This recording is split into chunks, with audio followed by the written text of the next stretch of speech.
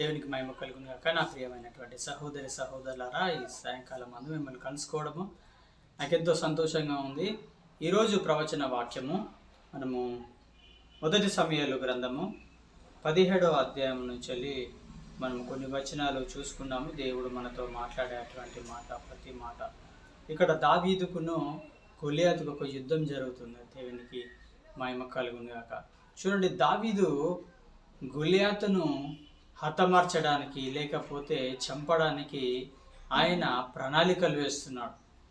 అక్కడ గొలియాతు కూడా ఏం చేస్తున్నా అంటే ఇజ్రాయిల్లో ఉన్నటువంటి ప్రజలను చంపడానికి గొలియాతు కూడా ప్రణాళికలు వేస్తున్నాడు. మన ఆత్మీయ జీవితంలో మనం చూసినట్లయితే మనమేమో దేవుని యొక్క మార్గంలో నడవాలని మనం ప్రణాళికలు వేస్తుంటాము. సాతాను ఏమో ఏం చేస్తారంటే తన ప్రణాళికలు వేసి మన మార్గాలు చెడగొట్టాలని సాతానుగాడు చూస్తూ ఉంటాడు. సాతానుగాడే కాకుండా మనుషులు కూడా ఏం చేస్తారట అంటే సాతానికి సహకరిస్తూ ఉంటారు. ఇది నువ్వు చేయలేవు, ఇది నీతో కాదు అని ఎన్నో డిస్కరేజ్ మాటలు మనుషులు మాట్లాడుతూ ఉంటారు. ఏం చేస్తారు? హృదయాన్ని బలహీనపరుస్తూ ఉంటారు. నువ్వు చేస్తావా, ఇది నీకు ఇది సాధ్యమేనా అని అనేక మార్లు మనుషులు ఏం చేస్తారంటే మాట్లాడి హృదయాన్ని బలహీనపరుస్తుంటారు. కార్యం చేసేటువంటి వారిని ఏం చేస్తారంట వెనుకకు లాగుతూ ఉంటారు.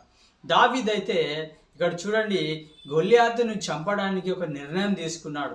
ఎందుకంటే ఇజ్రాయేల్ దేవుడే గొప్ప దేవుడని తాను ఏం చేశాడు? దేవుని నమ్మాడు కాబట్టి ఏం చేశాడు? గొలియాతును చంపగలిగినాడు.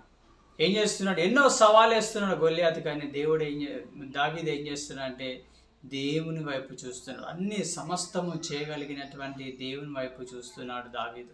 మన జీవితంలో కూడా ఎంతోమంది డిస్కరేజ్ చేస్తూ ఉంటారు, ఇది నువ్వు చేయలేవు అంటూ ఉంటారు. కానీ సమస్తము చేయగలిగినటువంటి దేవుని వైపు నువ్వు ఎప్పుడైతే చూస్తావో దేవుడు అద్భుతాలు జరిగిస్తాడు. దావీదు ఒక మాట అన్నాడు, ఏంటంటే ఈ యుద్ధం నేనుగా చేసేది, కానీ దేవుడే ఈ యుద్ధాన్ని జరిగిస్తున్నాడు. అందుకే యుద్ధము యెహోవాదే. హల్లెలూయా, దేవునికి మహిమ కలుగును గాక. ఈరోజు నా ప్రియమైనటువంటి సహోదరి సహోదరులారా, నువ్వు ఏ యుద్ధం గుండా వెళ్తున్నావు, ఏ కన్ఫ్యూజన్ గుండా వెళ్తున్నావు, ఏ సమస్య గుండా వెళ్తున్నావు, ఏది నేను కృంగదీస్తుంది, ఏది చేస్తే కరెక్ట్, ఏది చేయకపోతే కరెక్ట్ అని నువ్వు ఆలోచిస్తున్నావో అది దేవుడు ఏం చేస్తారంటే ప్రతి ఆలోచనను నువ్వు ఎప్పుడైతే దేవునికి సమర్పించుకుంటావో, ఈ యుద్ధం నేను చేయలేను ప్రభా, ఈ యుద్ధము యెహోవాదని ఎప్పుడైతే నువ్వు నీ యుద్ధాన్ని దేవుని చేతులు పెడతావో దేవుడు ఆ యుద్ధాన్ని జరిగించి గొప్ప కార్యాలు నీ ఎడల జరిగిస్తాడు. దేవునికి మహిమ కలుగును గాక.